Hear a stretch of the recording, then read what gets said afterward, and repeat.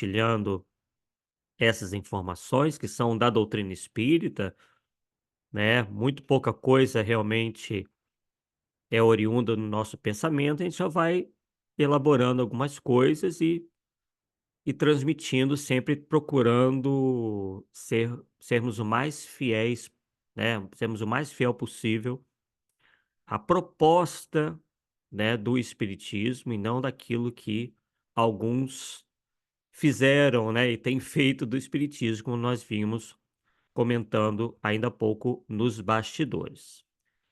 E o título do nosso estudo de hoje é Misticismo Anti-Espirítico.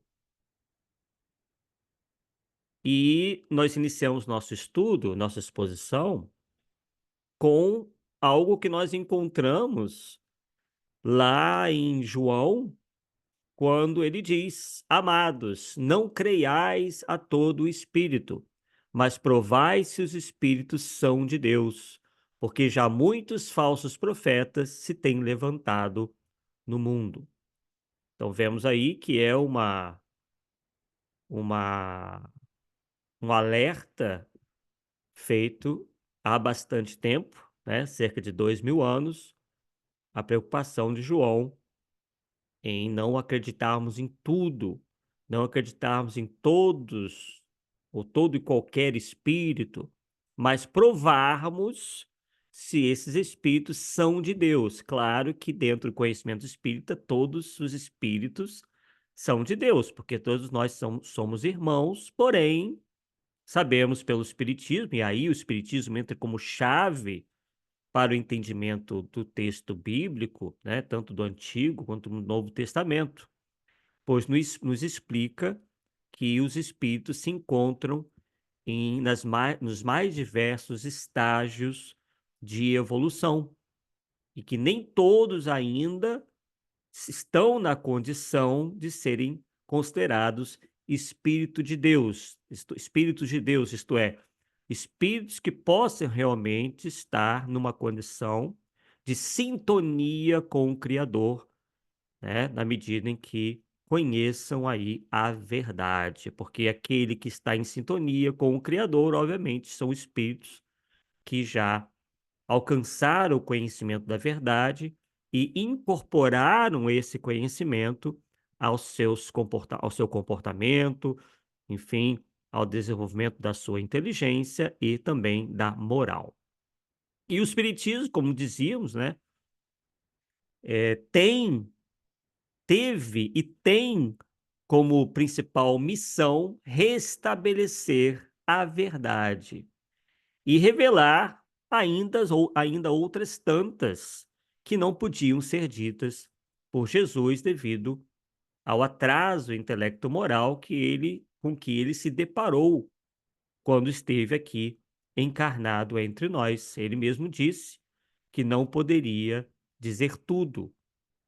E aí o Espiritismo vem como terceira revelação de Deus à humanidade para restabelecer aquilo que Jesus já tinha dito e revelar ainda tantas outras verdades que só são capazes efetivamente de serem hoje compreendidas devido a esse progresso intelecto-moral alcançado pela humanidade após séculos de lutas contra as trevas da ignorância. Claro que a luta ainda está sendo travada, não chegamos ao ápice, estamos muito distante desse ápice de compreensão das leis de Deus, incluindo aí as leis morais, mas Jesus, né, já nos adiantou muita coisa, nos revelando aí as leis morais, e o Espiritismo certamente faz todo o esforço para que elas sejam ainda melhor compreendidas.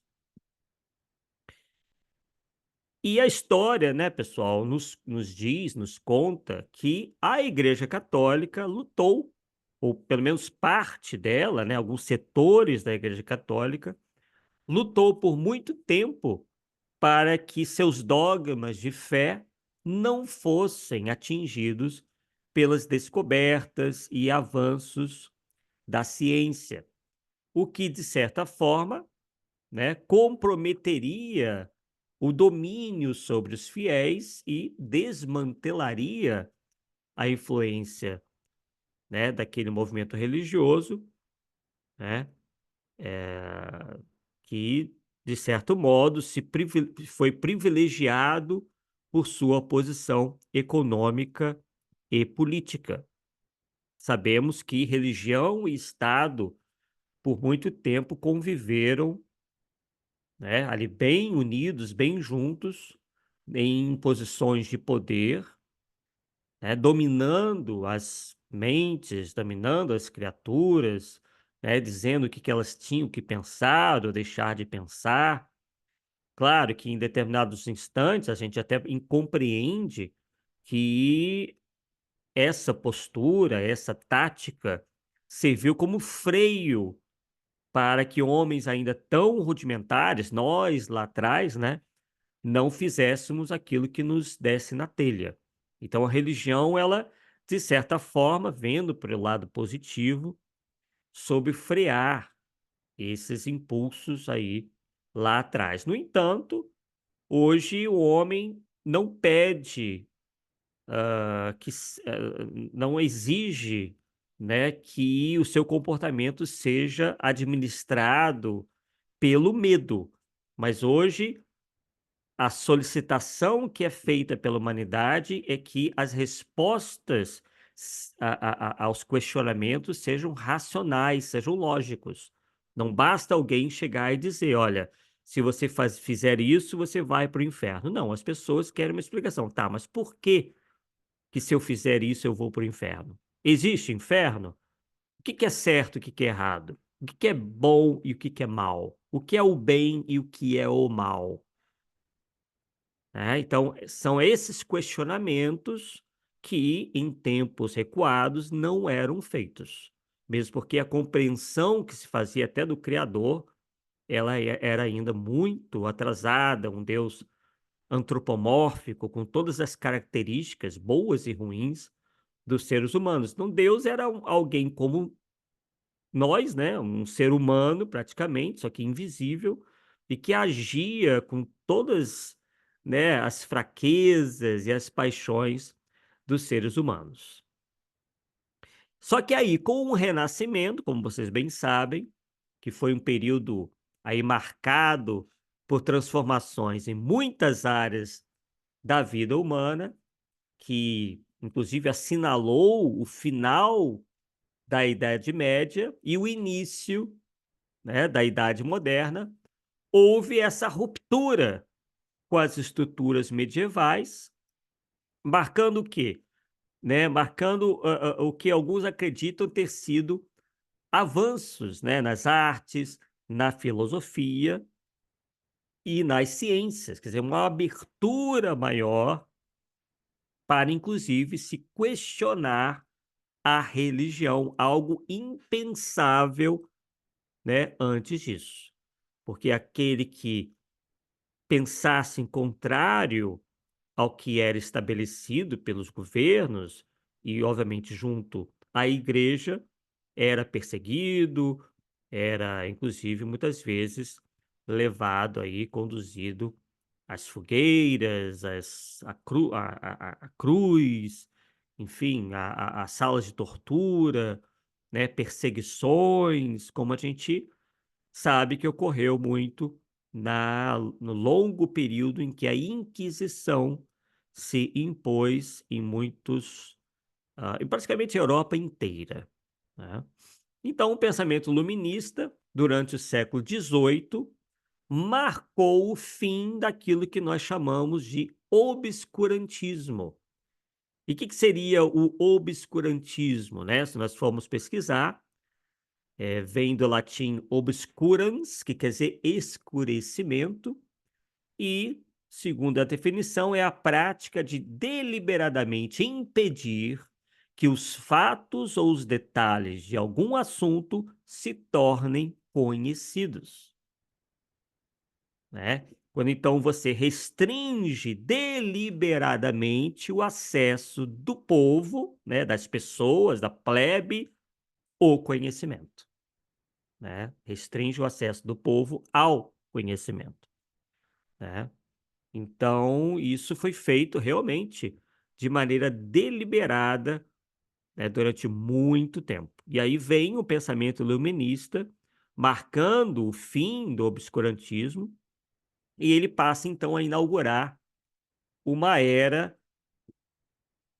voltada para os valores da razão e também pelo respeito à humanidade, né? Quer dizer, você passa a valorizar mais a liberdade das pessoas, inclusive a vida, né? E também algo muito importante, que é a liberdade de consciência e a liberdade de pensamento, coisas que foram, né, valores que foram, liberdades que foram atacadas durante séculos a fio, né? Quer dizer, a pessoa tinha que se moldar aquilo que lhe era imposto, né, de fora para dentro, né. Então livros não podiam ser lidos, as pessoas não tinham acesso a certas informações, porque, né, determinado grupo religioso, né, com muito poder, né, limitou isso daí, porque os seus interesses eram de alguma maneira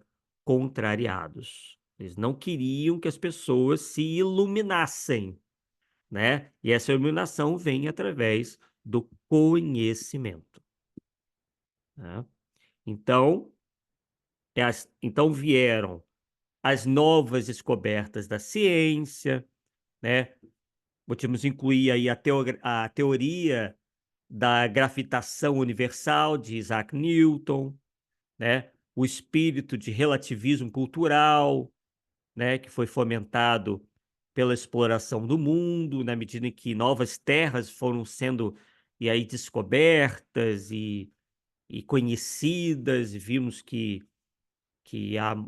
os povos possuem diferentes culturas, diferentes valores, e que esses valores, essas culturas, pelo menos desde o ponto que não atentem contra certas liberdades, né, têm que ser respeitados, porque isso tem muito a ver com até com as condições de vida de cada povo, né? O próprio ambiente, por vezes, faz com que determinadas culturas tenham esta ou aquela característica.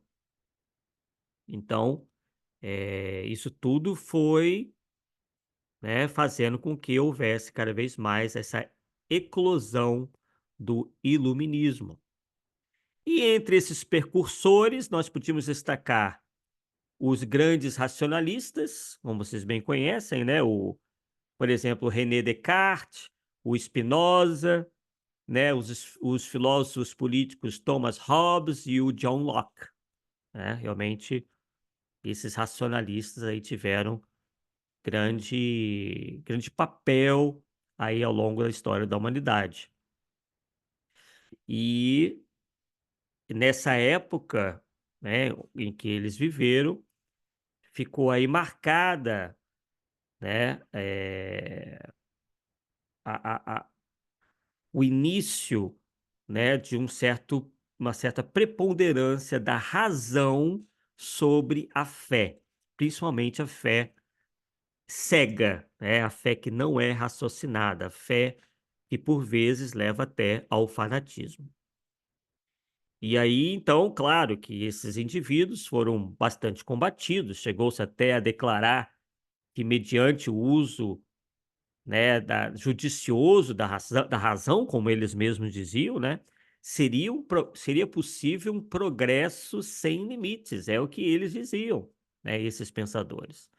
Que se a razão fosse o norte da humanidade, que um progresso sem limites se daria. E hoje nós temos a prova viva de que eles estavam certos, porque a partir daí se iniciou todo um processo histórico, né, culminando aí na própria Revolução Industrial, já que a ciência começou a ter mais liberdade, né, os homens, começaram a ter mais liberdade para atuarem, e aí surge a Revolução Industrial, fazendo com que milhões de indivíduos, né, saíssem aí de uma pobreza extrema e gradativamente, claro que no início como toda revolução, você vai ter várias peças ali fora, né, mas as coisas vão pouco a pouco se ajeitando, né. Inclusive alguns pensadores atacaram, né, esse processo aí da revolução industrial, achando que o homem estaria se afastando do ideal, do seu ideal, que era viver junto à natureza, quer dizer, uma visão um pouco idílica, né, enquanto se provou que ao contrário, o homem hoje, né, a humanidade hoje tem um conforto muito maior do que no período de pré-revolução, né, vive muito mais em função até dos avanços da medicina que caminham para e passo com a própria, evolução tecnológica, né, e tudo está ali ligado.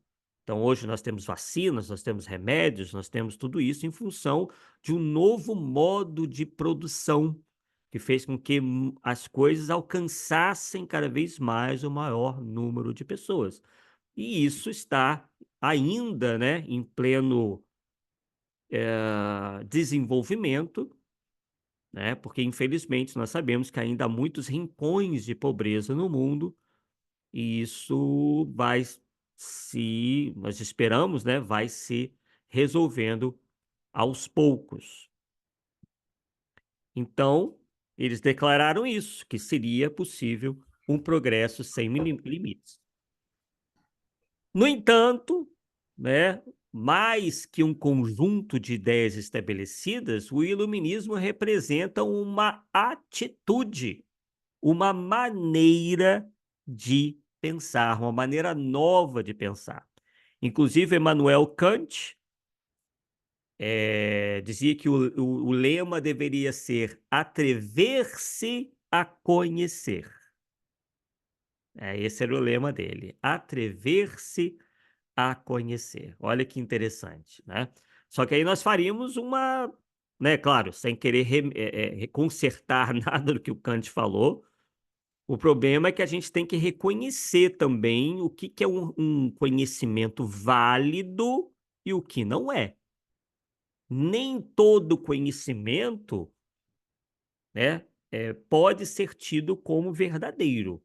Aliás, ele só é verdadeiro na medida em que se mostra efetivamente real, válido, que aquilo tem uma comprovação tácita, né. Então tem muita gente, né, que, interpreta conhecimento como qualquer coisa que apareça e acha que está adquirindo um conhecimento que vai libertá-lo, que vai realmente ser útil. Não, a gente tem que daí utilizar o senso crítico para sabermos, bem, esse conhecimento que me está sendo passado nesse livro, nessa palestra, enfim, nessa aula, realmente é válido?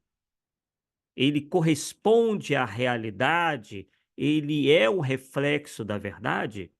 De aí que entra o nosso senso crítico, né, o uso da razão, né, para nós verificarmos e não simplesmente aceitarmos qualquer coisa como sendo conhecimento, porque daí a gente pode estar sendo alvo aí de uma enganação, de uma empulhação.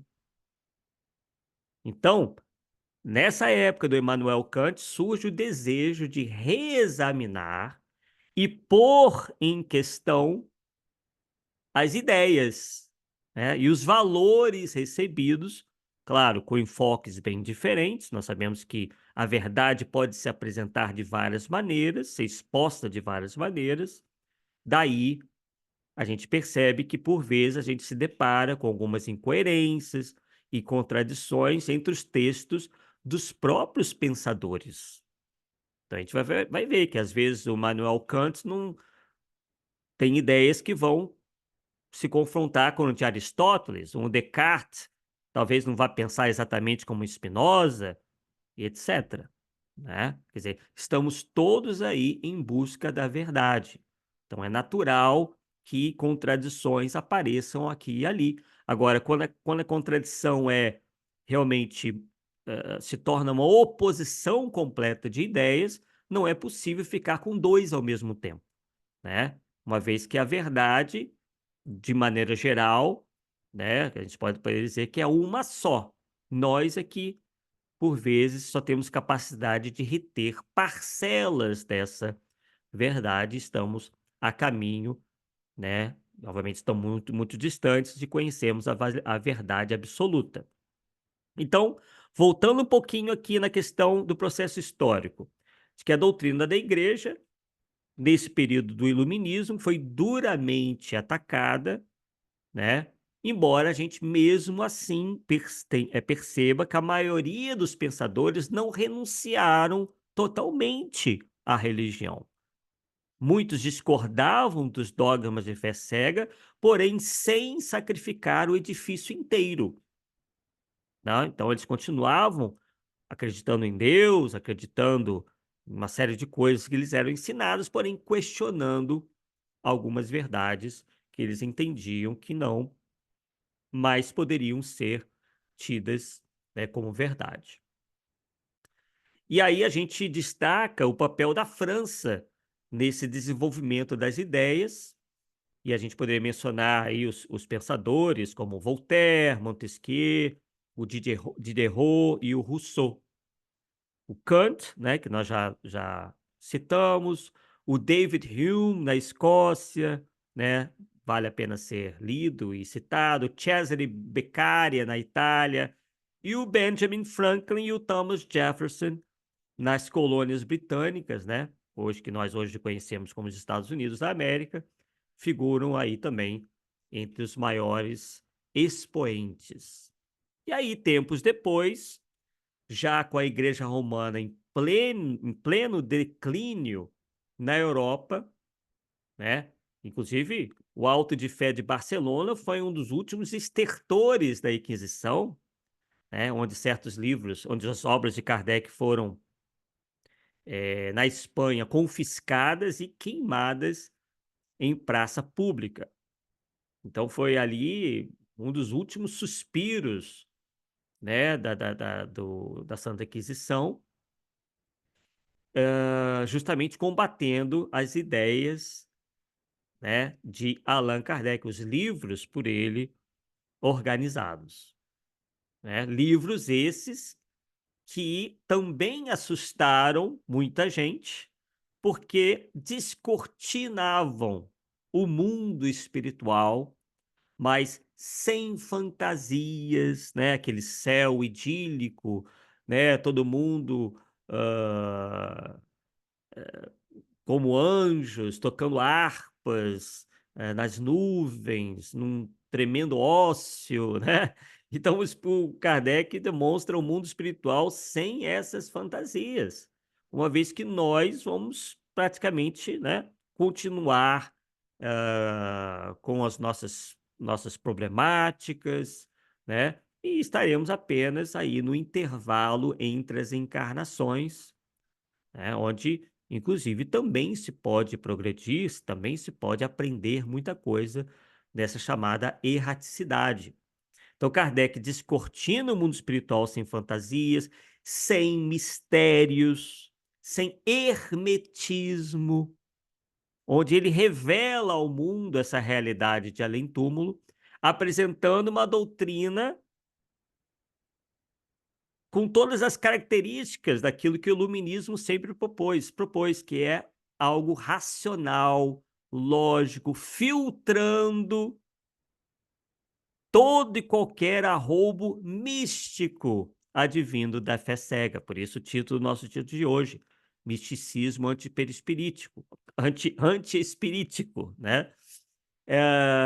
E essa fé cega pode vir tanto do dogmatismo, né, das religiões dogmáticas tradicionais, assim como também pode advir de puras concepções humanas de cunho fantasista,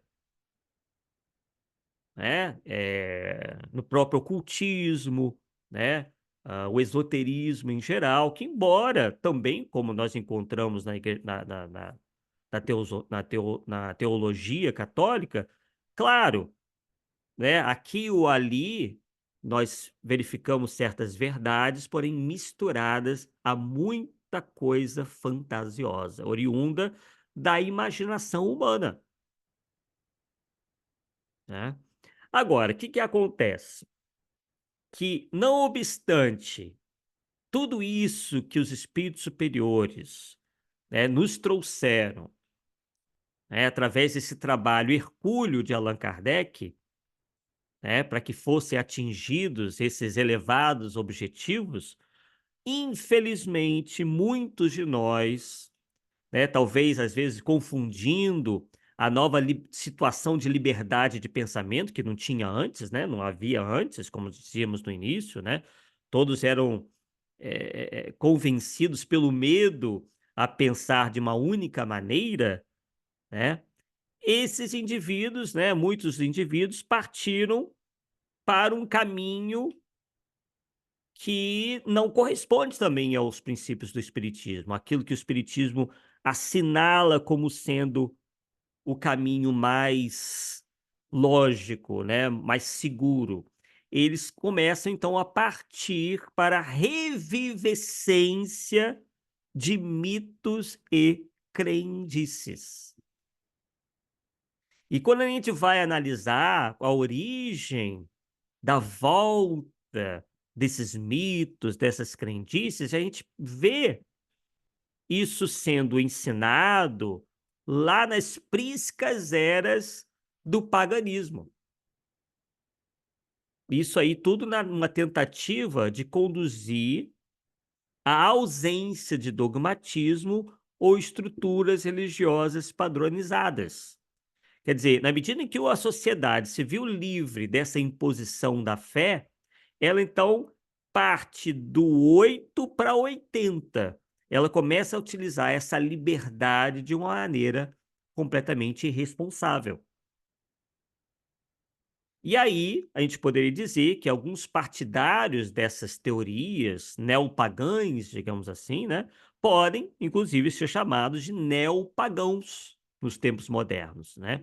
Porque eles acreditam ter encontrado no espiritismo, vejam aí uma grande contradição, a confirmação dessas crendices, desses mitos, dessas crendices, dessas crenças lá de trás. E aí, o que que a gente pode perceber?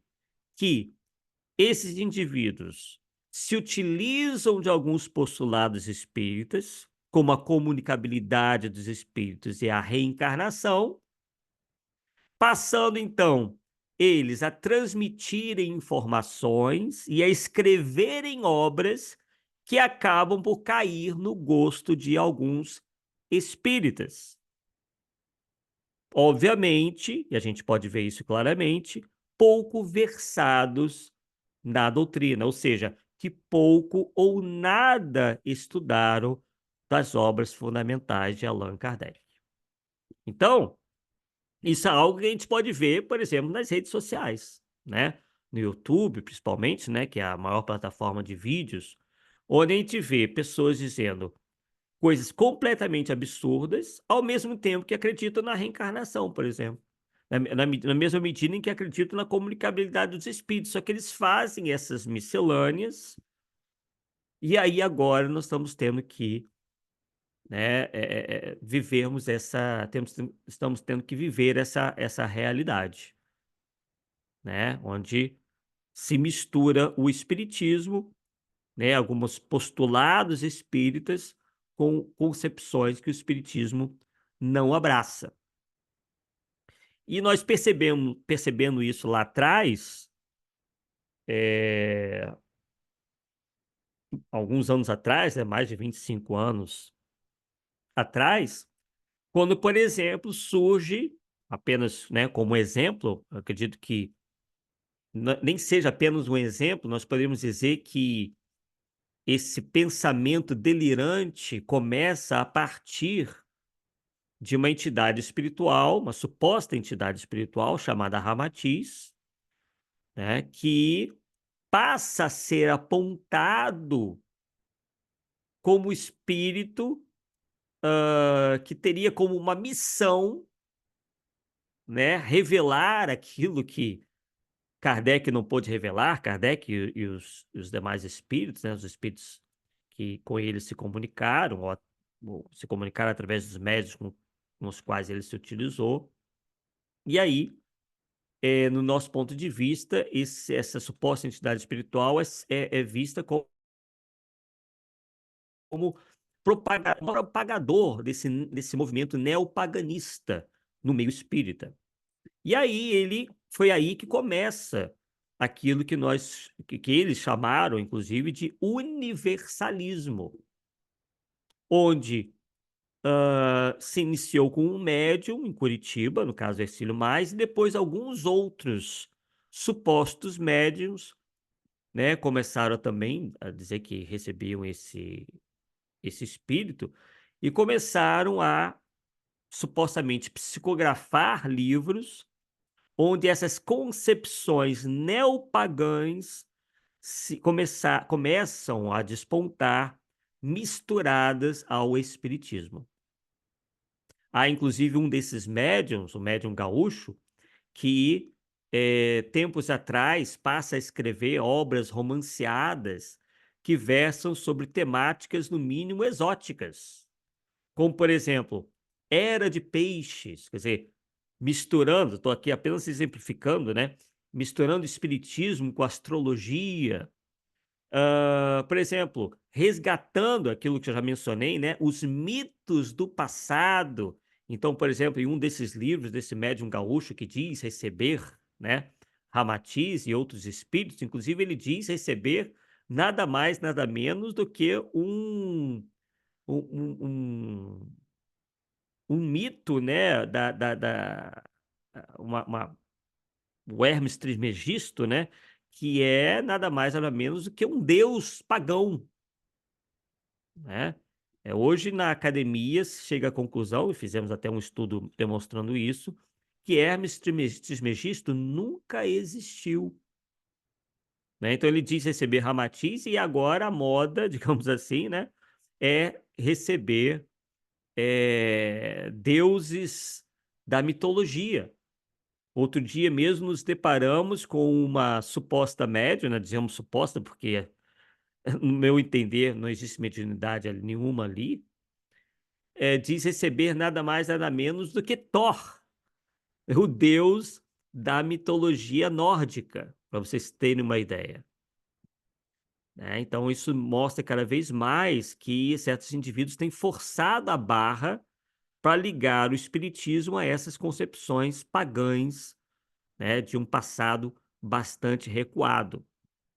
Então, Era de Peixes, essa questão mesmo de dizer incorporar deuses das mitologias, trazer de volta, por exemplo, mitos como Atlântida, né? A civilização Atlante, que nós já estudamos aqui. Platão criou apenas como um artifício para passar uma mensagem, né, para o seu povo, para o povo ateniense, que na concepção dele vinha cada vez mais se afastando das coisas espirituais e se aproximando cada vez mais das ideias materialistas, do sensualismo, da beligerância e tudo mais, né?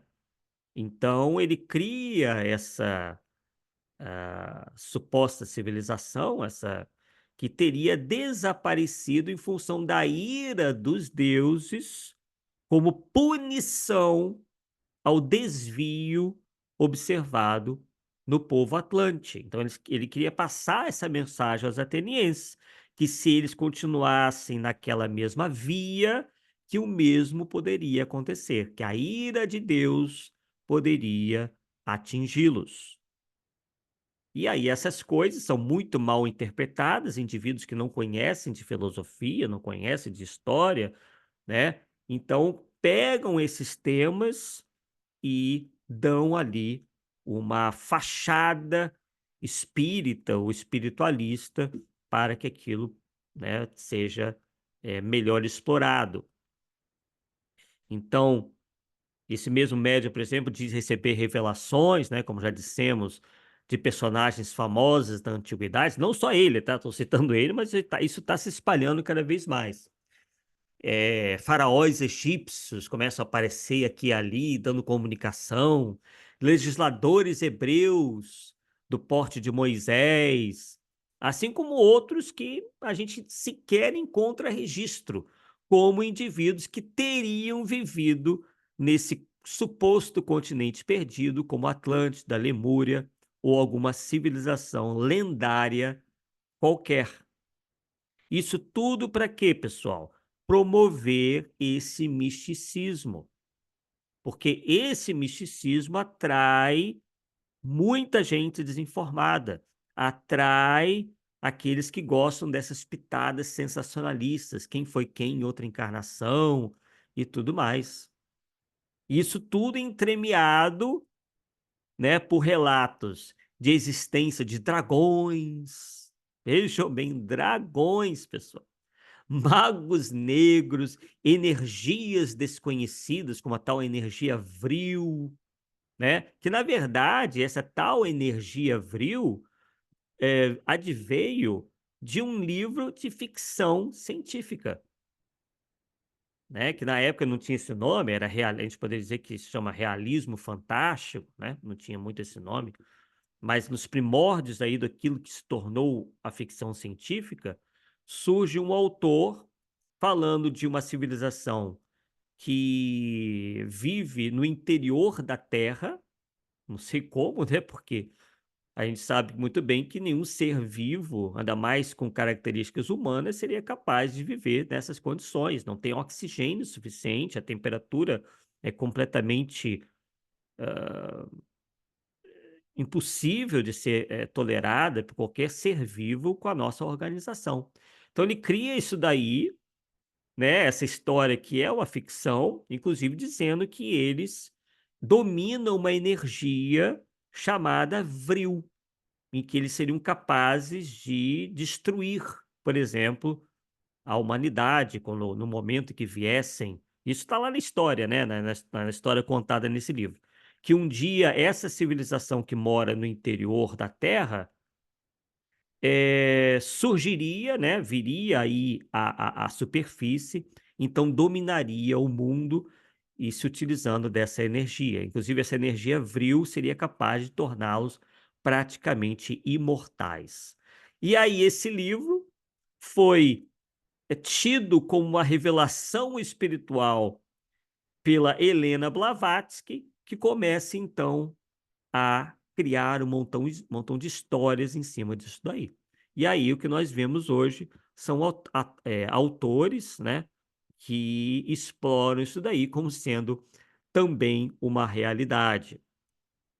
Então, dragões, como já citamos, magos negros, tudo, né, com o intuito de promover o medo, né? Aquilo que as pessoas vão encontrar no mundo espiritual se fizerem isso ou aquilo. Então a gente vê que também o medo continua sendo explorado para fins de poder religioso. Não mais agora dentro de uma instituição organizada, mas por indivíduos ou grupamentos isolados, né? Infundem esse terror do que as pessoas vão encontrar no mundo espiritual. E aí mas aí como é que é o esquema, né? É um esquema. Eu vou infundir bastante o terror e vou dizer o seguinte, que no caso, esses supostos médiuns, eles têm a solução para tudo. Basta segui-los, basta ler os livros deles, basta assistir os vídeos deles, pronto. Que você agora já sabe os segredos do universo e que você não vai ser mais atingido por esses dragões, pelos magos negros. Você está descobrindo a verdade, você está saindo da Matrix, como eles dizem, você já deve ter ouvido isso por aí, né?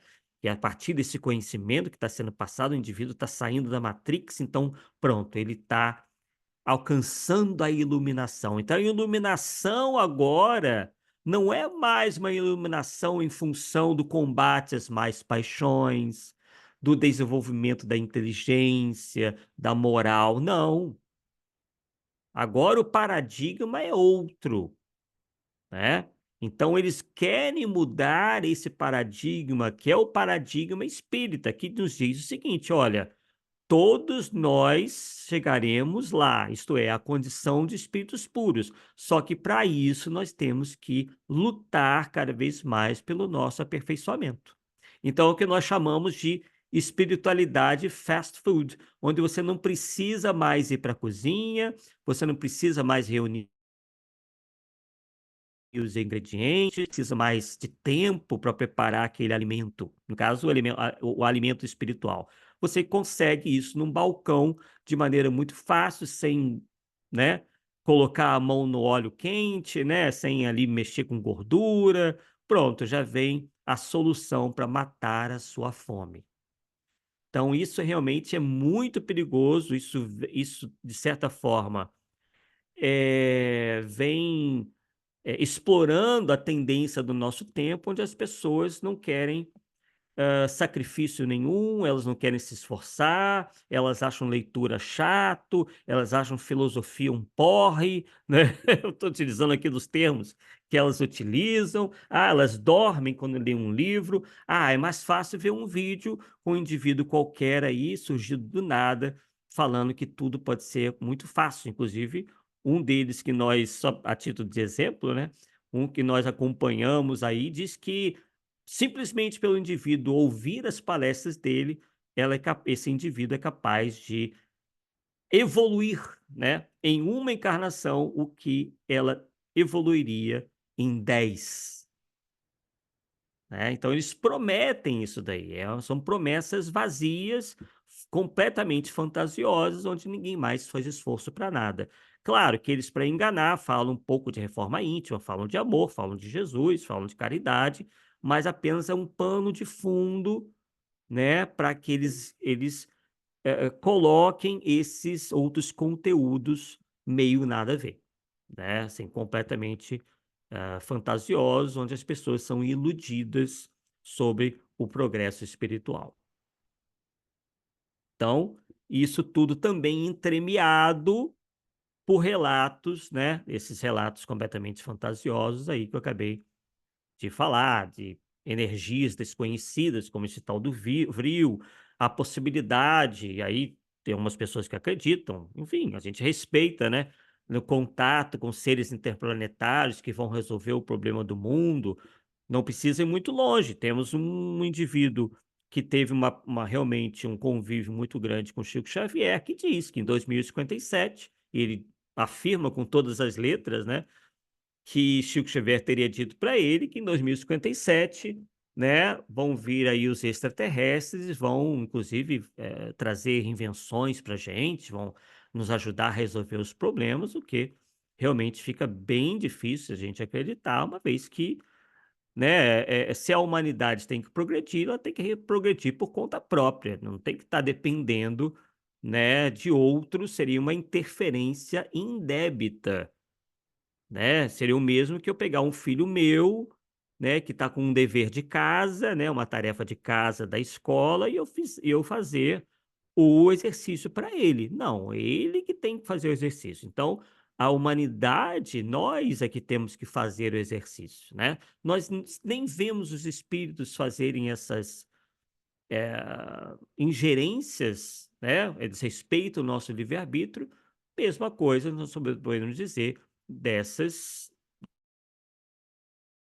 desses seres, que obviamente sabemos que os mundos são, habitados, mas o que nos causa estranheza são esses relatos de ingerência de supostas civilizações avançadas no livre-arbítrio da humanidade, né. Enfim, isso de qualquer forma, é digno de menção, já que vem sendo explorado, né, nessa literatura. Então a gente precisa ter muito cuidado com isso daí. E aí, claro, com como de costume, né, a fim de angariar a confiança do leitor, por exemplo, esse médium que nós citamos aí, lá do Rio Grande do Sul, que ele fez? Ele chegou a declarar que foi filho de Allan Kardec em uma encarnação passada. Por que que eles fazem isso?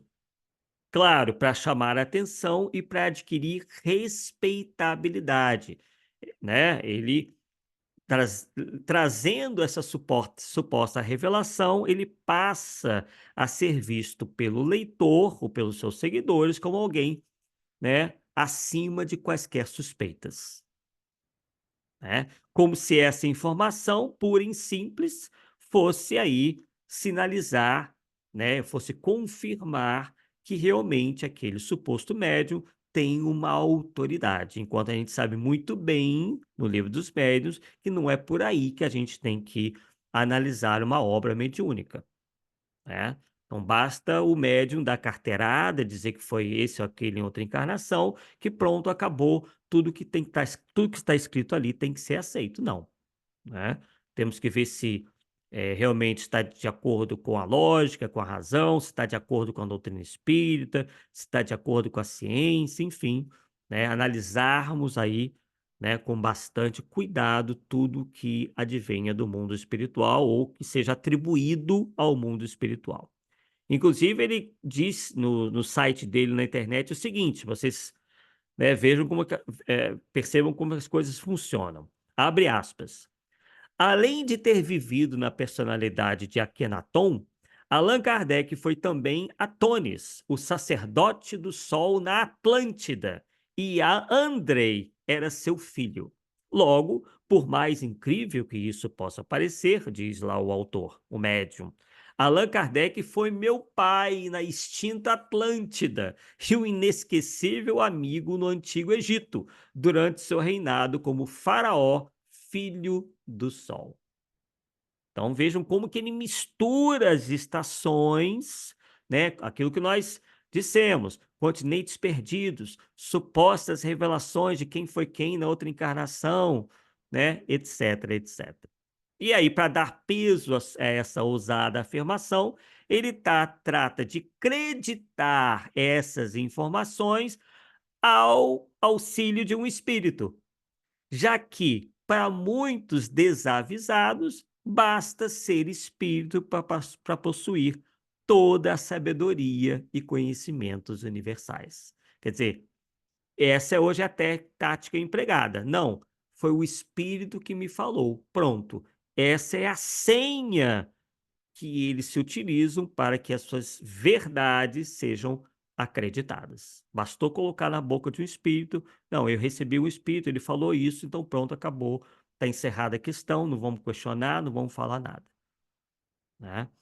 E isso aí, realmente convence muita gente, já que a boa parte, né, de quem não se aprofundou na doutrina espírita acha que pronto, é espírito, né, sabe tudo, tem todo o conhecimento do universo. E aí abre aspas novamente para esse suposto médium, onde ele diz: "Logo", olha, vejam bem como ele manipula. Logo, sei o que estou dizendo. Essas informações são obtidas através de um processo de regressão de memória, conduzido por Hermes, que é o mentor espiritual de todos os nossos livros. Vemos que isso também é um expediente. Cria-se um mentor espiritual, supostamente de uma determinada elevação, cuja identidade não seja muito conhecida, né, porque se for de uma pessoa conhecida, a gente tem como um parâmetro, o estilo, o pensamento, o que pensava, o que deixava de pensar, né. Só que aí você passa a dizer que é um deus da mitologia, como é, né, você não conhece as ideias de um deus da mitologia, né, ao ponto de dizer se, né, porque era um institu é uma um esses indivíduos nunca existiram, né, eram concepções, né, antes da ideia de um Deus único. Então tinham vários deuses e eles ficavam lá no Olimpo ou em algum outro lugar, dependendo da região, né, da origem da mitologia, né, decidindo, né, o que faria ou não, com a humanidade, né. Outro dia, por exemplo, já aí um outro exemplo, nós nos deparamos com um suposto médium que inclusive acabou indo para as páginas das revistas, dos jornais, do Fantástico e tudo mais, onde ele apresenta um retrato da sua suposta mentora espiritual. E aí descobriu-se que esse retrato nada mais era do que um sketch, né, um desenho, né, de uma atriz norte-americana, a Liv Tyler, enquanto estava no papel, né, que ela teve no filme O Senhor dos Anéis.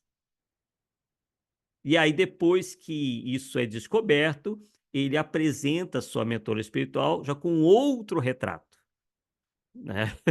Então, para a gente ver como é que, né, chega a ser engraçado, né, isso daí, porque, eles nem tomam esse cuidado, né, pegaram o retrato de uma atriz super famosa te apresentaram como se fosse a representação física, né, os traços da suposta mentora espiritual. E o que que se descobriu, né, que o indivíduo, fazia lá, psicografias com a utilização de informações que ele encontrava nas redes sociais, né. Então ele foi aí desmascarado, e aí obviamente, né, que o espiritismo acaba manchado nessa história toda, porque todo mundo acha que se lidou com mediunidade é espírita ou é espiritismo. E aí o mais estarrecedor e surpreendente de tudo isso é que essas teorias, como eu acabei de dizer, são apresentadas como oriundas não só do pensamento espírita, mas da evolução do pensamento espírita. Eles dizem que estão contribuindo para o progresso do espiritismo. Vejam bem, como que é sério isso daí, né? E como que isso afeta, né, a boa imagem do espiritismo perante a opinião pública, coisa que Kardec sempre teve a preocupação em zelar. Por isso que ele debatia através dos jornais, ele, quando o espiritismo era atacado, ele ia lá, reagia, não de maneira violenta, óbvio, mas reagia com seus argumentos, com as suas explicações, né, porque ele sabia que isso poderia manchar um trabalho que seria importante não só para ele, mas para a humanidade, né. E aí, isso é apresentado como sendo uma evolução do pensamento espírita, e o que a gente nota é que são coisas que colidem frontalmente com os métodos e objetivos da doutrina, e não receberam nem de perto a confirmação proveniente do controle universal. E aí, frente a tudo isso, a gente vê a advertência de Erasto em O Livro dos Médiuns, né, que acaba crescendo em importância, né, já que em matéria de espiritismo, esse benfeitor espiritual afirma que, abre aspas, é preferível rejeitar 10 verdades a aceitar uma única mentira. Então, o que que denota essa assertiva do espírito Erasto? Isso denota o quê? Prudência, que está faltando para muitos de nós, né? Nós estamos aceitando tudo com muita passividade. Lemos uma coisinha aqui ou ali, vemos um vídeo aqui e ali, pronto, aquilo já virou prova. Não é assim, né? Então, Erasto está sendo prudente, ele está nos estimulando a essa prudência e também estimulando a adotarmos um critério para avaliação de qualquer conteúdo, né, mais notadamente o de origem mediúnica, mas pode ser também o que certos divulgadores, ou mesmo fora do movimento espírita, apresentam, coisas, teses que pessoas apresentam por aí, a título de espiritualidade, enfim, como se fossem grandes revelações, até de cunho científico mesmo, né. Então isso, por vezes, também é oriundo da fascinação de origem mediúnica, quer dizer, que é um dos piores, se não o pior tipo de obsessão. A fascinação, segundo o Livro dos Médiuns, é o pior tipo de obsessão. E decorre das próprias dificuldades do médium ou dos médiums, porque às vezes uma fascinação não atinge apenas uma única pessoa, ela atinge a grupos inteiros. E esses grupos e essas pessoas tornam-se presas fáceis de pseudo-sábios e mistificadores da erraticidade, né. E isso quando tem um componente mediúnico, quando aquilo não é um teatro, né, não é uma dramatização, digamos assim. Porque tem muita gente dramatizando receber espírito e não está recebendo coisíssima nenhuma. Então, daí que a gente vê como é importante a gente trabalhar, as nossas, virtudes e combatermos as nossas mais paixões. Então vamos listar algumas aqui que são, de certa forma, atuam, né, melhor dizendo, como um combustível para esses espíritos mistificadores e pseudo-sábios. O primeiro, a vaidade. Como é que a gente pode entender a vaidade, pessoal? É o desejo imoderado de atrair a admiração dos homens.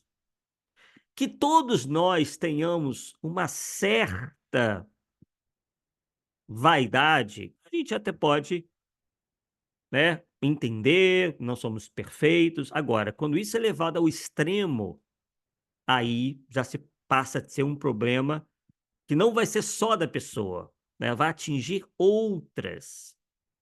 Porque muita gente diz assim: "Ah, Arthur, então você está julgando as pessoas". Não, apenas estamos preocupados como determinadas escolhas de indivíduos podem afetar o coletivo, porque daí já o problema já não passa a ser só dele, passa a ser nosso.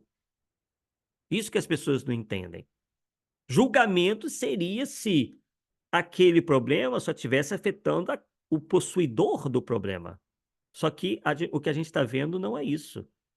Né? Muitos estão sendo levados de arrasto em função dessas mais paixões em total descontrole por parte de alguns indivíduos, né? Que nesse desejo imoderado de atrair a admiração das pessoas, partem para esses expedientes no nosso meio espírita ou espiritualista. Outra questão aí que também, nosso ponto de vista, colabora e negativamente, o orgulho. Como é que a gente pode entender o orgulho? Conceito elevado ou exagerado de si próprio. Vemos aí indivíduos e grupamentos achando-se verdadeiros missionários. Indivíduos porque têm um trabalhinho mediúnico qualquer, acham que vão salvar a humanidade, vejam só. Muitos aí se arrogando, porque certos espíritos teriam dito para eles, reencarnação de profetas, profetas bíblicos, né? Outros indivíduos importantes do passado. Eles começam a mexer, aí vem o orgulho misturado com a vaidade. A vaidade é meio que um filhote do orgulho, né? Então, esses espíritos incensam essas pessoas, a vaidade delas, o orgulho delas de se acharem melhores do que o restante, né? Então, eles vão mexendo, né, com isso na cabeça das pessoas. Terceiro ponto negativo, o narcisismo, que seria o amor excessivo a si mesmo. Na filosofia, né, se estuda muito essa figura do narciso, o indivíduo que se apaixona pela própria imagem, né, desenvolve um amor excessivo por si próprio. Então, isso também conduz a esses comportamentos. Quarto, o egoísmo, que é o exclusivismo que faz o indivíduo referir tudo a si próprio. Ele passa a ver apenas os próprios interesses. Se ele está enganando os outros, se ele está prejudicando alguma coisa, ele não está nem aí. Ele só pensa em si e nos próprios interesses. Quinto item, a presunção. O que é a presunção? O ato ou efeito de presumir, de vangloriar-se, de formar de si grande opinião. Não, eu fui escolhido por Deus, eu fui escolhido pela espiritualidade, os espíritos me escolheram para fazer isso e aquilo. Isso é presunção, mesmo porque o indivíduo que começa a se jactar já é o indício que ele já está fazendo errado, né? Porque isso colide frontalmente com uma das virtudes mais queridas ou mais cultivadas pelos espíritos superiores, que é a humildade. O indivíduo que ele não fica dizendo a todo momento que ele é. Aliás, nem diz, na grande maioria das vezes. Né? Claro, não se trata aí do indivíduo dizer, ah, não, eu sou a pulga do cavalo do bandido. Não, não precisa chegar a esse limite, a esse nível, né? Mas também não precisa desses arroubos aí, desses indivíduos, que a gente vê nesses indivíduos, se julgarem especialíssimos, né? Detentores de verdades que os outros não têm capacidade de compreender, né? Se vangloria o tempo inteiro, forma de si grande opinião. Outro item importante que nós devamos combater em nós mesmos, claro, né? Sempre devamos ver primeiro se estamos enfrentando esse problema e depois enxergar isso ao nosso redor. A arrogância. O que seria arrogância? Tomar como seu, atribuir a si, né? Quando o indivíduo acha que as coisas não vão dar certo se ele não tiver na liderança, se ele não estiver presente, ele é arrogante, ele acha que, né, sem a presença dele ou sem a contribuição dele, nada dá certo. Que as pessoas todas estão fazendo as coisas erradas, né, de maneira errada. E também nós podemos citar a ambição, que se entende como o desejo veemente de fortuna, de glória, de honrarias, de poder, cobiça. É o que a gente vê aí, o que está por trás de muitos desses indivíduos, né? Eles querem vender muitos livros. Eles não fazem aquilo em benefício dos outros, eles fazem em benefício de si. Eles querem vender livros para poder ficarem ricos, para receber as honrarias, as glórias do mundo, né? Então, nesse item 7 aí, da ambição, a gente recentemente verifica que há médiums ou pseudo-médiums, inclusive organizando excursões pagas ao Egito e outros locais, tidos como especiais, místicos, né, com uma energia, com muitas aspas aí, especial, com o fito, né, com a intenção de alcançarem vantagens pecuniárias. E isso é muito fácil, né, porque eles fazem lá uma aliança com uma agência de turismo, para captar esses indivíduos para essa viagem mística a lugares ditos como especiais, terras santas e etc e tal, né? E aí, claro, eles são muito bem pagos, inclusive a própria passagem deles sai completamente de graça. Então, eles estão viajando o mundo aí às custas da ignorância alheia. E o espiritismo, claro, né, pessoal, nós sabemos muito bem, nada tem a ver com eles, né, que fazem valer dessa condição de médiums, que às vezes nem são, para adquirirem fama, dinheiro e poder. Então, pessoal, para encerrarmos essa nossa exposição, a gente poderia dizer o seguinte, que meditarmos, né, sobre o papel do verdadeiro espírita, que é o de esclarecer, orientar, claro, conforme as limitações, né? Ninguém sabe tudo, né? Nós somos todos estudantes da doutrina espírita, então nós temos esse papel também de levar aos que têm menos experiência que a gente, né? O esclarecimento espírita, essa orientação, mas também, como dizíamos nos bastidores, temos aí o dever, de certa forma, de desmascarar toda e qualquer iniciativa que vise a iludir, a enganar ou mistificar, uma vez que tais atitudes são, sim, reprováveis. E como nos diz o Livro dos Espíritos, esse tipo de postura atrasa a marcha evolutiva da humanidade.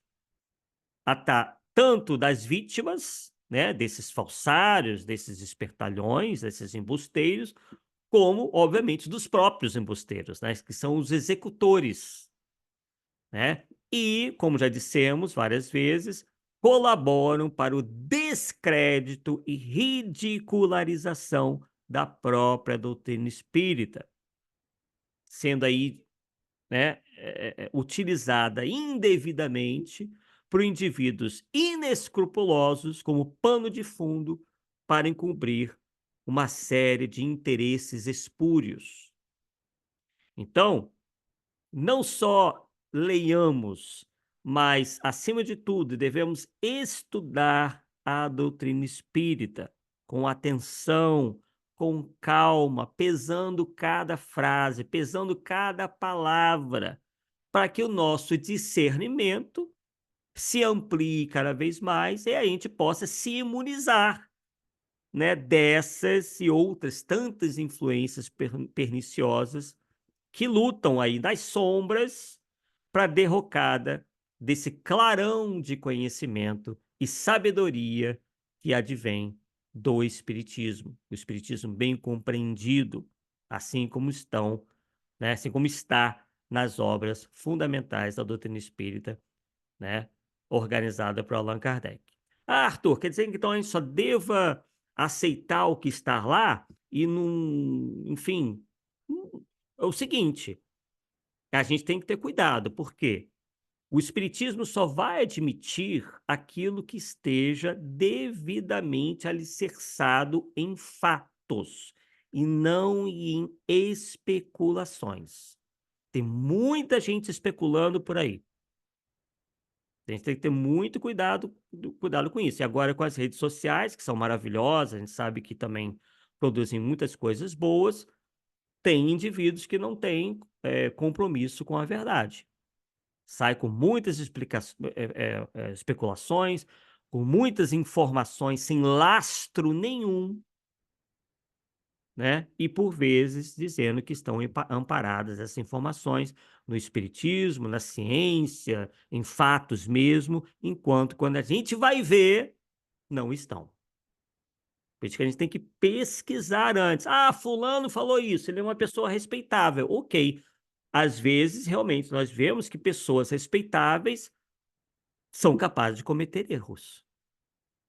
Então, a boa intenção é um grande passo, mas não é tudo, porque qualquer pessoa pode se enganar. Outro dia mesmo estávamos analisando um livro, né, de um médico, né, então não se pode dizer médico espírita, não se pode dizer que seja uma pessoa de poucas letras, né, porque a gente sabe que médicos estudam muito, só que ele foi pegar as informações para um livro de uma série no History Channel, que é um canal que já teve prestígio, mas hoje já caiu em total descrédito, né? Que é o tal da série lá, que ele se utilizou para escrever boa parte do livro, o nome dessa série era. Deixa eu ver, agora me escapou aqui, peraí. Alienígenas do Passado. Série essa lá do History Channel, não sei se vocês acompanham, baseado nos livros, né? Inclusive já comentei com vocês, né? Aqui, inclusive, é um passando, um estudo do nosso amigo, né? Que esteve aqui falando sobre ufologia e muito respeitamos, né? Mas que veio de um indivíduo que era um hoteleiro e que, inclusive, já metido com problemas na justiça, e começou a dizer que as pirâmides, que lá a civilização inca e tudo mais eram todos, né, muitos deles teriam tido contato com alienígenas, e depois, ponto a ponto daquilo que ele advoga nos seus livros foram sendo desmentidos. Dentre eles, o mais pitoresco é que ele pagou a um oleiro, né, para fazer um vaso onde haveria um desenho lá de supostos alienígenas que os incas teriam desenhado no tal vaso. E o vaso não foi feito pelos incas. O vaso foi feito pelo oleiro que ele contratou para fazer para ele. Ele ia apresentar lá na Europa como sendo uma prova de que os alienígenas teriam tido um contato muito de perto com os incas, né. E ele é um indivíduo que não é arqueólogo, não tinha formação nenhuma nisso, enfim, o próprio Carl Sagan, eh, prefacia uma obra, né, feita aí sim para um indivíduo com toda o conhecimento de arqueologia e tudo mais, né, dizendo que as ideias, né, daquele hoteleiro suíço, Däniken, estavam completamente equivocadas, que não tinham fundamento, base nenhuma. Ele se deparou com coisas que ele não conseguia explicar, porque não tinha conhecimento, e atribuiu tudo à suposta intervenção alienígena, né. Então é assim, hoje em dia, quando não se consegue explicar alguma coisa, foram os ETs, né, quer dizer, uma simplificação absurda. Né, porque a gente sabe que às vezes realmente se demora a gente aprender como é que os egípcios fizeram as pirâmides, isso tudo inclusive já se tem a resposta, mas na época de 70, na década de 60 e 70 não tinha.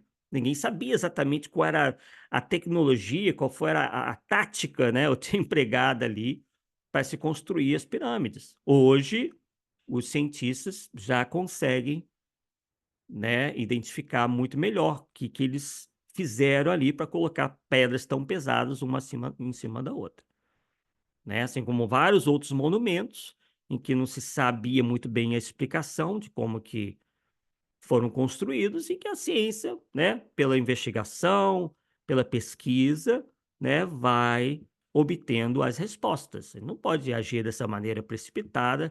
Eu não sei o porquê de uma coisa, então é de origem alienígena. Não é assim, né? Não é assim. Então é só um exemplo, né? Porque isso demonstra bem como que as pessoas têm caído, né, nessas explicações simplórias, sem base, para construir um conhecimento, tá. E não é assim, né, conhecimento vem às vezes, às vezes não, sempre vem depois de muitos estudos, né.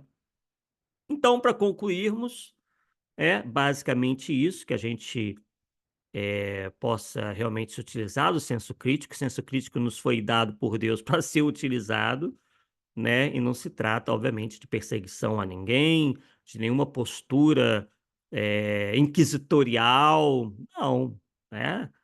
Hoje em dia, infelizmente, a crítica é vista de uma maneira muito negativa, como se estivesse ali colocando as pessoas contra a parede, julgando, ameaçando, não, né. É simplesmente a tentativa, né, é muito natural de se investigar a verdade, ir-se atrás da verdade, como Jesus bem nos convidou. Conhecereis a verdade e a verdade vos libertará. E como em tudo se exige esforço, né? Se veio muito fácil, desconfiemos.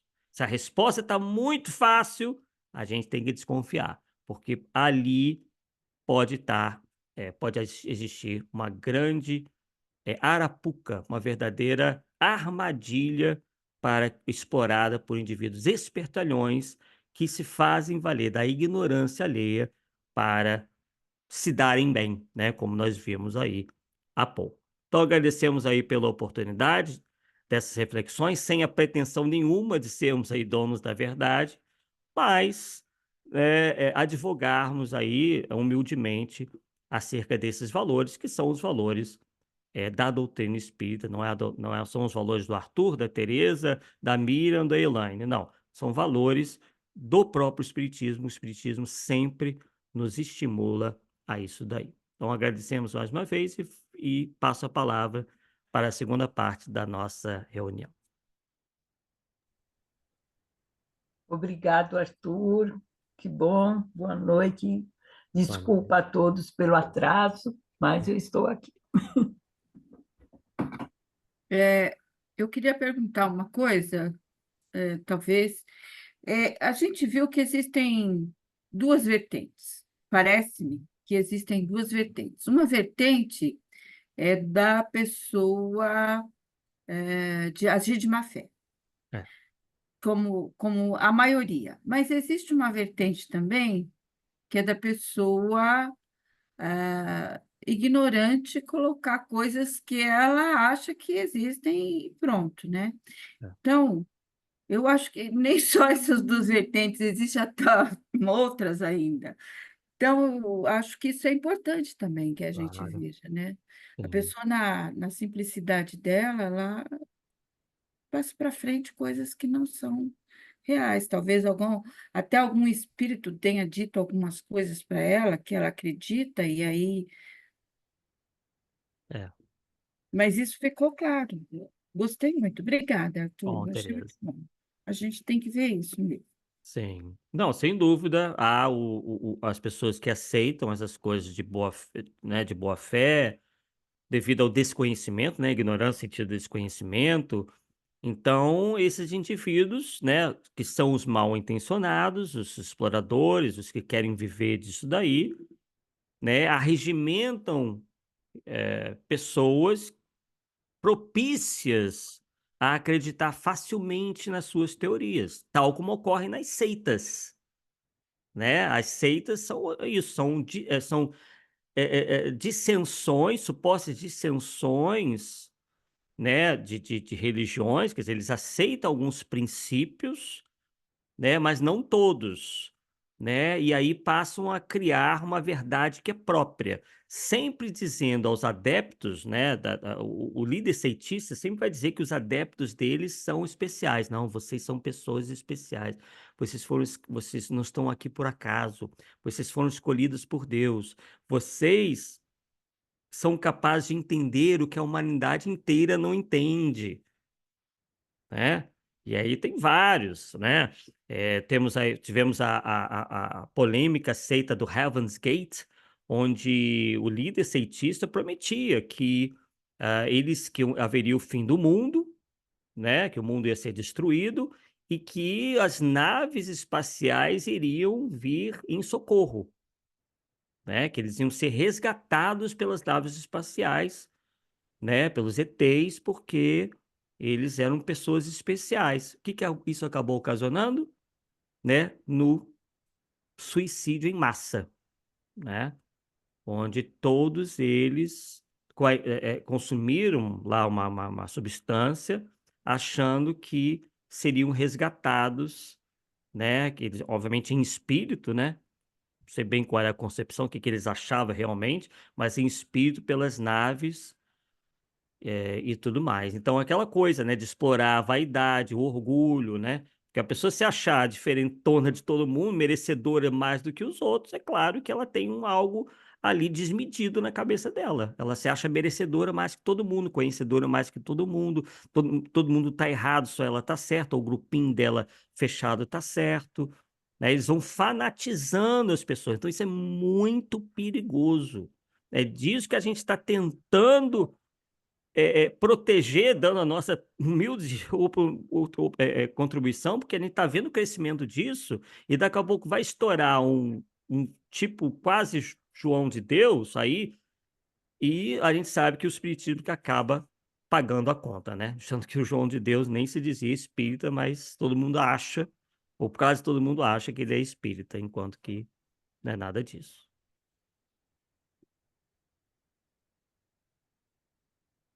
Alguém mais tem algum comentário? Nossa, oi, boa noite, pessoal.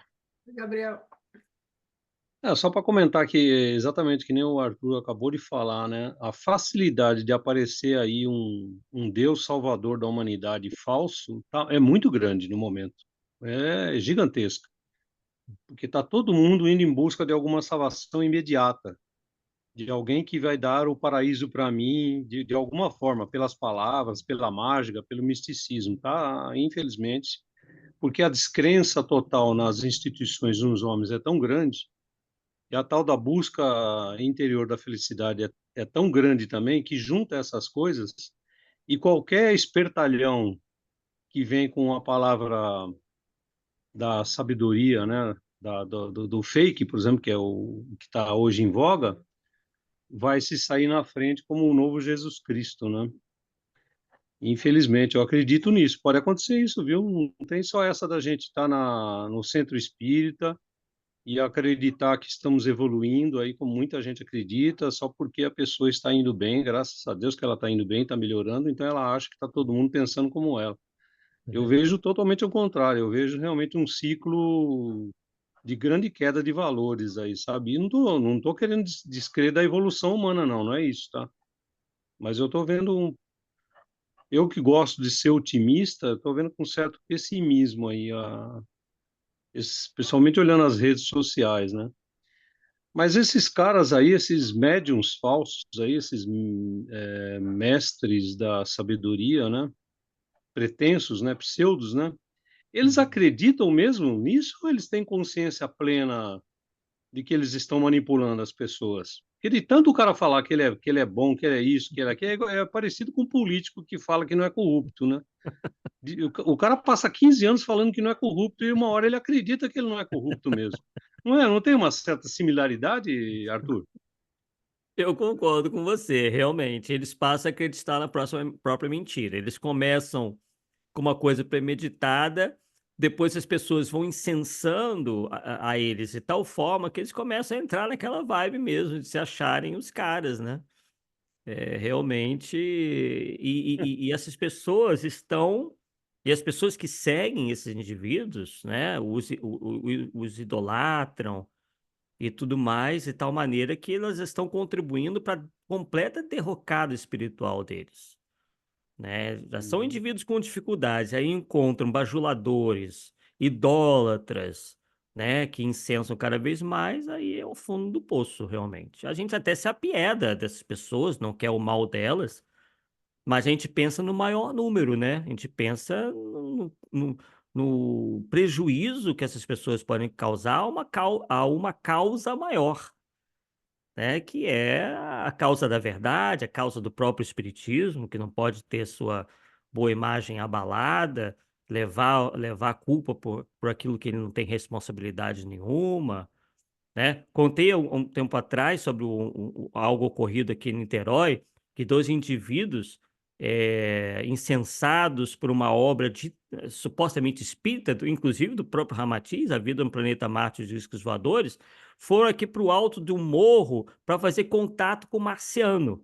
Só que aquilo ali foi engendrado, e nós fomos atrás, por um certo indivíduo espiritualista, né, cujo centro espiritualista era justamente no caminho do morro, onde eles foram tentar esse contato, né, e que pediu para que eles trouxessem uma soma em dinheiro e também fizesse uma máscara de chumbo.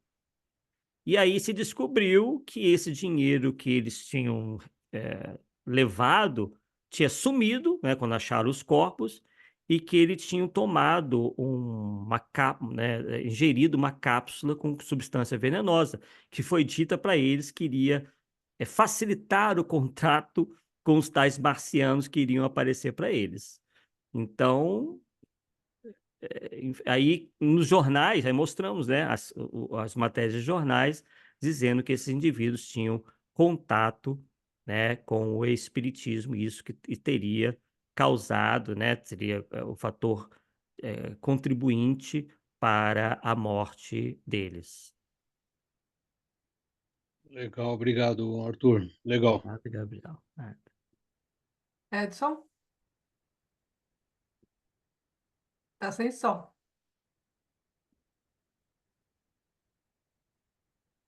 Continua sem som.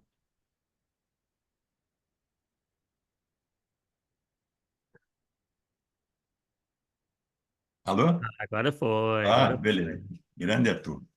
Isso aí Então, é. Arthur, eu vi as suas considerações que você fez no último vídeo a respeito de disco voador, né? E aí infelizmente, você não pôde assistir o início, né? Você chegou, estava com problema, né? Porque lá eu falo exatamente, basicamente o que você falou a respeito que eu dei uma informação de que todos os espíritos que se comunicam com os médiuns, eles nunca saíram da Terra, né? Eles são daqui. Então, existe todo esse problema, né? Mas tentei mostrar também que a ufologia espiritualista, religiosa, isso não é ufologia. E no começo eu falei que uma palestra sobre ufologia e espiritismo não deveria ser feita há 10 anos atrás, mas há 5 para cá poderia sim, porque hoje mudou toda uma figura a respeito da ufologia, que ela deixou de ser uma coisa só de ufólogos e passou a ser uma coisa que envolve até os Estados Unidos. Então, hoje já tem a UAP, que não é mais UFO, é a UAP, formada pelos militares, o comando, da, comando dos militares nos Estados Unidos, eles liberaram os seus militares para fazerem relatórios sobre os contatos que eles tiveram. Então, hoje, a ufologia, você esquece todo esse pessoal que conversa com ET. Está concentrada só com os militares. Hoje nós temos dezenas de livros de pessoas que já se aposentaram e elas podem falar, porque antes quem falava sobre isso poderia ser punido. E muitos foram punidos, inclusive aqueles pilotos de empresas aéreas particulares, civis. Então, hoje é uma outra abordagem. Hoje nós temos muitas informações e o Congresso, além da NASA, me parece que você disse que a NASA é uma empresa privada, né? Sim. Ela não é privada, ela pertence ao governo. O ano passado, por exemplo, ela teve um orçamento de 27 bilhões, que foi o Congresso, né, que liberou para o exercício de 2024. Então, ela é uma administração nacional de Aeronáutica do Espaço. NASA, ela é uma empresa estatal e ela só tem dinheiro do governo dos Estados Unidos. E não é, Pedro? Talvez você se confundir com o SpaceX do Elon Musk, entendeu? Então, a ufologia hoje tem um outro patamar, você vai ter informações mais a respeito, mas dos militares. Eles sim têm informações, que eles têm que esconder porque eles poderiam ser prejudicados. E agora já não são mais, estão sendo incentivados. Então, essa ufologia é que eu trabalho, não essa que espírito fala, que veio de Marte, essa não, entendeu? Então, assista, quando você assistir novamente, que você não assistiu do começo, daí você vai Sim. perceber que eu falei exatamente o que você falou a respeito dos espíritos que se comunicam com os médios e diz que veio de vários lugares do universo. E que é uma verdade. Isso é verdade. Você tem toda a razão e você lida muito bem com esse assunto da ufologia espiritualista. Agora, ufologia militar, eu percebo que você não conhece nada, né? Muito nada. Veja o seguinte, isso inclusive tem sido tratado por vários físicos, né? Que é o seguinte, o que que os físicos falam? Inclusive tem um físico brasileiro, né, que tem até um canal muito bom, que se chama Space Today, né? Esqueci o nome dele agora, mas estou sempre vendo. É Ele Sérgio diz, Sacani. e o Sérgio Sacani, o que que ele É, diz sobre isso? Ele fala que se criou o mito de que militar conheça tudo que se passa nos céus, ou que os aviadores conheçam tudo que passa nos céus. O que ele diz é o seguinte: eles entendem, sim, da aerodinâmica das naves, sabem pilotar as naves, mas há coisas que não são do conhecimento nem da alçada dos militares, né? Então, por exemplo, o militar, ao verificar um fenômeno de efeito, um fenômeno físico, ele é tão capaz de compreender aquilo como qualquer pessoa, né? Não é pelo fato de ele pilotar uma nave que ele sabe distinguir o que é um sprite, por exemplo, né? Que é um advento de origem física que é muito parecido justamente com esses avistamentos tidos como de discos voadores, né? Então, por vezes, são fenômenos ocorridos, observado por militares ou por indivíduos da aviação, né? Que eles não sabem identificar e que aí são explorados como sendo avistamentos de discos voadores, de naves alienígenas, enquanto a própria nomenclatura diz que são objetos não identificados ou que são coisas que não se sabe ainda, né, a origem. Então, justamente isso, o que eu alertei é o seguinte, que a gente não pode ter isso como uma verdade absoluta ainda, já que está ainda sob estudo, sob investigação, né? Não se tem nada fechado. Então, não sou eu particularmente, né? Quem sou eu para... Mas eu particularmente não sou contra que se investigue. Tem que investigar mesmo, tem que estudar mesmo. Agora, o que não dá é para a gente pegar algo que está em estudo né, vir a público e dizer que foi esse ou aquele, que a gente está vendo por aí, né? Esse tema de ufologia sendo muito explorado, né, de maneira indevida, enquanto que é algo que ainda está né, em pesquisa, em investigação, né, e tudo mais, né? Agora, em relação à NASA, ela é uma agência, né? Ela atua, claro que o dinheiro, obviamente, vem na sua maioria do governo americano, né? Ela foi fundada, se não me engano, em 58, dentro do contexto aí de Guerra Fria, né?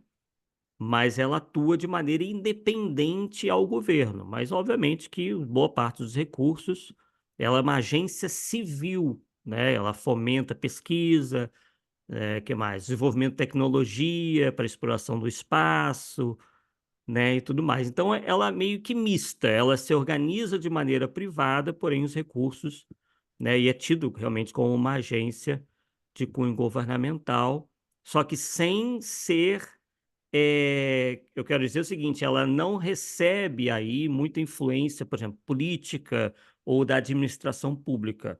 Ela é gerida como uma empresa privada, porém recebendo, né, os recursos do governo americano na maioria das vezes, né? Mas Ela enfim, é uma empresa estamos abertos executiva. aí.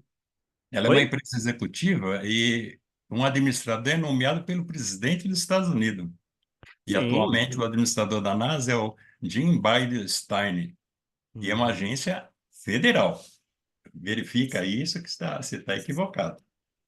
E o seguinte, muita coisa é colocada como sendo da NASA e quando a gente vai verificar lá, não tem absolutamente nada Claro, o pessoal dito pela titula. NASA, né? A NASA Inclusive, afirmou isso aqui. A NASA nunca afirmou nada em termos de vida extraterrestre, nunca inclusive fechou. Não, travesseiro, né?